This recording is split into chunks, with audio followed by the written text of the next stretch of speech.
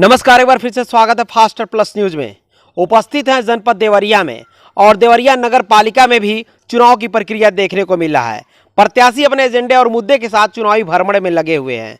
अपने एजेंडे को लेकर जनता को अपनी बात जन जन तक पहुंचाने का काम कर रहे हैं और जनता से चुनावी वादा में लगे हुए हैं। आज हम उपस्थित हो चुके हैं विष्णु प्रताप नारायण सिंह जी के निजी आवास पे, जो एक चेयरमैन पद के उम्मीदवार हैं, जो नगर अध्यक्ष पद के उम्मीदवार हैं। हम मिलेंगे और बात करेंगे, जानने का प्रयास करेंगे कि किन मुद्दों के साथ चुनावी भ्रमण चल रही है और अभी तक जनता का कितना सहयोग मिल पा रहा है। बहुत बहुत स्वागत सर, कैसे हैं? धन्यवाद आप सभी का, और अच्छे हैं हम। सर, एक आप प्रत्याशी हैं, हमें लगता है कि नगर के वार्डों में आपने भ्रमण कर लिए होंगे और चूंकि ये हमें पता चला कि आपका जो आवास है वो अभी नगर पालिका में समायोजित हुआ है, तो हम आपसे जानना चाहेंगे सर, अभी जब आप भ्रमण कर रहे हैं नगर क्षेत्र में तो क्या क्या आपको समस्या देखने को मिल रही है? देखिए, अभी तो फ़िलहाल समस्याएं बहुत हैं, लेकिन अभी चूंकि भाजपा की ही मेयर यहाँ की हैं, तो समस्याओं का काफ़ी हद तक निस्तारण हुआ है। लेकिन हमारे देवरिया नगर पालिका में सबसे विकट समस्या जल की। जब बरसात आती है तो नगर पालिका में पूरी तरह जल जमाव हो जाता है। मेरा सबसे अहम मुद्दा जल जमाव का ही है। जी, आप पेशे से हाई कोर्ट के अधिवक्ता भी हैं। जी। सर, आप राजनीतिक क्षेत्र में आ रहे हैं, किस मंसूबे, किस विचार और किस बदलाव के साथ आ रहे हैं सर? देखिए, मैं इलाहाबाद विश्वविद्यालय का छात्र रहा हूँ।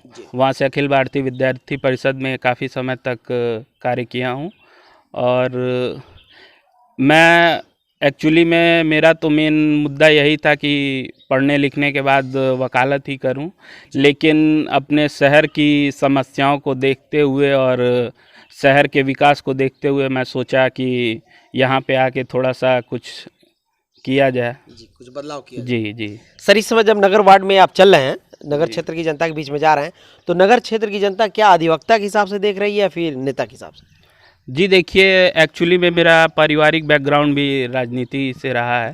हमारे बड़े पिताजी स्वर्गीय श्री गोकरण सिंह पूर्व जिला पंचायत अध्यक्ष रहे हैं, तो थोड़ा सा बीच में हम लोग राजनीति से हट गए थे। परिवार में कोई सब लोग सरकारी नौकरी करते थे, तो उस टाइप का नहीं था। फिलहाल बड़े पिताजी के और पिताजी के इन लोगों का आशीर्वाद और हमेशा मतलब जनता के बीच में जाने पे लोग अपने बेटे की तरह हम लोग को, यानी कि कहीं ना कहीं आपका परिवार जो है राजनीतिक क्षेत्र से जुड़ाव रखा है, जनता के बीच में कार्यों को किया है। सर, हम आपसे जानना चाहेंगे, चूंकि आपने बताया कि पिताजी, बड़े पिताजी जिला पंचायत अध्यक्ष रहे हैं, जो उन्होंने कार्य किया है, इस समय आप एक प्रत्याशी के रूप में चल रहे हैं, उनके कार्यों का कुछ फल आपको देखने को मिल रहा है? जनता आपसे जुड़ रही है? जी, बहुत अच्छा आशीर्वाद मिल रहा है। अभी तो फिलहाल जहाँ भी जिस क्षेत्र में जाया जा रहा है उन्हीं लोग के नाम पे और बहुत अच्छा रिस्पांस मिल रहा है। सर, आपके नगर वार्ड में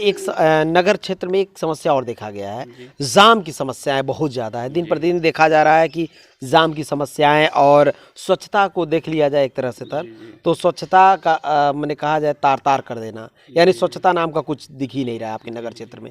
इसको लेकर क्या कहना चाहेंगे सर? जी, देखिए, जाम की समस्या तो वाकई में विकट है हमारे देवरिया नगर पालिका की। कुछ दिन पहले हमारे यहाँ एक टीएसआई हुआ करते थे, रामवृक्ष यादव जी। वो जब तक रहे तब तक जाम से काफ़ी हद तक हम लोग को निजात मिला था, और इस समय तो फ़िलहाल जाम की समस्या काफ़ी विकट हो गई है।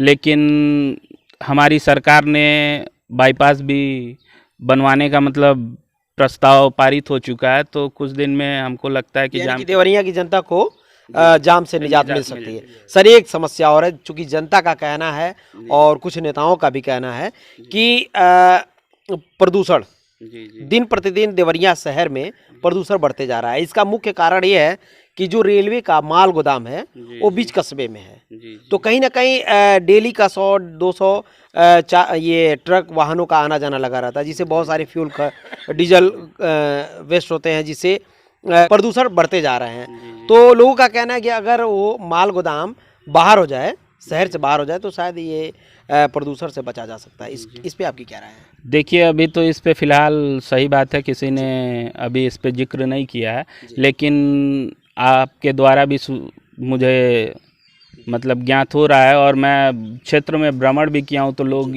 इस मुद्दे पे मुझसे भी कहें, तो अगर जनता मुझे उस लायक बनाती है और आशीर्वाद अपना प्रदान करती है तो हम उस मुद्दे पे कुछ ना कुछ करेंगे। सर आप एक युवा हैं, जी जब नगर क्षेत्र में चल रहे हैं तो युवाओं का कितना समर्थन मिल रहा है?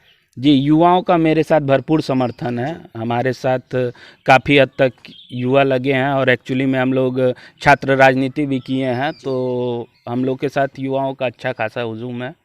बुजुर्ग अच्छा खासा आशीर्वाद दे रहे हैं। बड़े पिताजी और चाचा जी, इन लोगों के साथ के काफ़ी हद तक बुजुर्ग जो हैं, उन लोगों के पास जाने पे एकदम अपनत्व झलकता है, और उनका आशीर्वाद बहुत अच्छे से यानी कि सम्मान मिल रहा है आपको, जी। और लोग आपको गंभीरता से ले रहे हैं। जी। सर हम आपसे बात करेंगे, भारतीय जनता पार्टी से आपका बैनर हर जगह देखने को मिल रहा है नगर में, और आप ही का नहीं बल्कि बहुत सारे प्रत्याशियों का, कैंडिडेटों का बैनर लगा हुआ है भारतीय जनता पार्टी से। ऐसे में सर सवाल आता है, अगर भारतीय जनता पार्टी से आपको टिकट न मिले तो उस प्रति आपका क्या रुझान होगा चुनाव को लेकर? जी देखिए, हम लोग भारतीय जनता पार्टी के हम लोग विद्यार्थी परिषद से भी जुड़े थे हम लोग, अब फिलहाल भारतीय जनता पार्टी में आ गए हैं, तो पार्टी के वरिष्ठ नेताओं का जो आदेश होगा उसको सर अगर टिकट न मिले तो चुनाव लड़ेंगे सर? नहीं, टिकट नहीं मिलेगा तो उसके बाद भाई जिसको टिकट मिलेगा, जो भारतीय जनता पार्टी के लोग जिसको कहेंगे, वरिष्ठ जो हैं जिनको कहेंगे, उनका समर्थन किया जाएगा। निर्दल नहीं लड़ेंगे सर? जी नहीं, निर्दल अभी एक्चुअली में देखिए, हम लोग अपने स्वयं स्वार्थ के लिए नहीं, हम लोगों को पार्टी का देखना है और जनता के बीच में रहना है। हम अध्यक्ष बन के ही नहीं जनता की सेवा कर सकते, हम स्वयं भी ऐसे, भगवान हमें उस लायक बनाए हैं, हम अधिवक्ता हैं। अगर अध्यक्ष भी नहीं रहेंगे तो हम जनता के लिए लड़ सकते हैं, कहीं भी स्टैंड कर सकते हैं। ये बहुत ही मुद्दे की बात सर ने कहा कि हम एक अधिवक्ता हैं और जनता की अदालत हम कर सकते हैं, जनता के हक और अधिकार की लड़ाई हम लड़ सकते हैं बतौर अध्यक्ष। सर बहुत ही अच्छी बात है, और आपकी इस बातों से बहुत ही अच्छा लगा कि सबके अंदर ये होनी चाहिए, अगर जनता की सेवा करनी है तो किसी पद की ज़रूरत नहीं पड़ती है, लेकिन अगर पद और औहदा मिलता है तो और जोश से आदमी काम करता है, और जो जिस काम को लिया जाता है उसे पूर्ण किया जाता है। सर हम आपसे बात करेंगे कि भगवान ने आपको सब कुछ दिया है, और जैसे कि ये माना जाता है कि प्रक्रिया चलती है चुनाव में, बहुत सारे पैसे खर्च होते हैं। सर कितना पैसा खर्च करने वाले चुनाव में? जी देखिए, पैसा तो जनता का आशीर्वाद रहेगा, समर्थन रहेगा, और पैसा कोई बड़ी चीज़ नहीं रहती है चुनाव में। अब लोग इसको मुद्दा बना दिए हैं पैसा, लेकिन लोगों के बीच में जाने से अगर आपको जन समर्थन मिलता है, आप अकेले भी लड़ सकते हैं, तो पैसा इसमें कोई मायने नहीं रखता। बिना पैसे सर चुनाव लड़ा जा सकता है? क्यों नहीं लड़ा जा सकता है? से क्या अपील करना चाहेंगे? बस यही अपील करना चाहते हैं कि केंद्र में और राज्य में दोनों जगह भारतीय जनता पार्टी की सरकार है। बस आप लोग भारतीय जनता पार्टी को और मजबूत करें, और निकाय चुनाव में भारतीय जनता पार्टी के उम्मीदवार को भी जिताएं। जो एजेंडे आपने गिनाया सर, धरातल पे दिखेंगे फिर एजेंडे ही रह जाएंगे? नहीं, धरातल पे दिखेंगे। अगर मुझे उस लायक बनाया गया तो मैं एकदम अवश्य उन एजेंडों को उठाऊंगा, और फिर आपसे मुलाकात होगी, या फिर आएंगे तो। जनता ये भी आरोप लगाती है कि नेताजी चुनाव के पहले सब बतिया ऐसे कहते हैं, लेकिन चुनाव जी जाते हैं तो मिलना दुर्लभ हो जाता है, विकास तो बहुत दूर की बात है। देखिए ऐसा कुछ नहीं है, हम लोग ज़मीन से जुड़े हुए हैं, और हम लोग का सब कुछ यहीं पे है। ऐसा आप पे जनता कैसे भरोसा करे सर? अब मैं उनका बेटा हूं, अब जैसे, चलिए चुनाव के पहले कैसे कहा जा सकता है, लेकिन अगर समय मिला, मौका मिला, अगर अध्यक्ष होते हैं तो मैं आपको आश्वस्त कर देना चाहूंगा कि नेताजी ने जो वादा किया है आप लोगों के बीच में, अगर उस वादे पे खरे नहीं उतरते हैं तो फास्टर प्लस न्यूज आपके हक और अधिकार की बात नेताजी से करेगा। नेताजी तैयार रहेंगे ना? एकदम। तो देखते रहें फास्टर प्लस न्यूज, और नेताजी के लिए जरूर कमेंट करें।